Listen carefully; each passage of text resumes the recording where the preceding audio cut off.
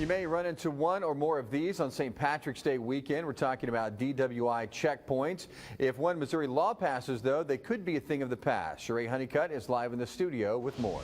Jeff, House Bill 4 is a topic of discussion right now in the Missouri House of Representatives. Now, if it passes, that means that DWI checkpoints would not get federal grant money.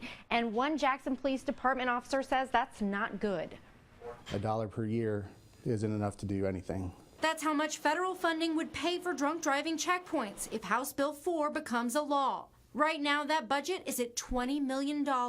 And part of the amendment is not really to defund, but to drop down to $1 per year, that money for DWI task force. Representative Scott Fitzpatrick, who introduced the bill, says saturation patrols are more effective, sending more officers out on the streets as opposed to stopping more cars.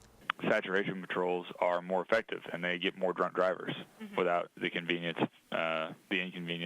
to people who are just trying to get from A to B and are getting caught up in the process. I'd like to think they have saved lives. I know they have deterred impaired drivers, and anytime we can get an impaired driver off the street makes it safer for everybody, especially for my wife and my kids, your family.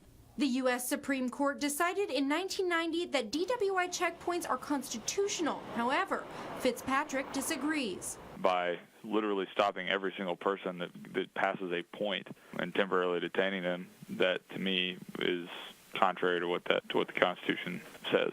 Sergeant Jensen says he hopes representatives like Fitzpatrick take a second look at the value of checkpoints.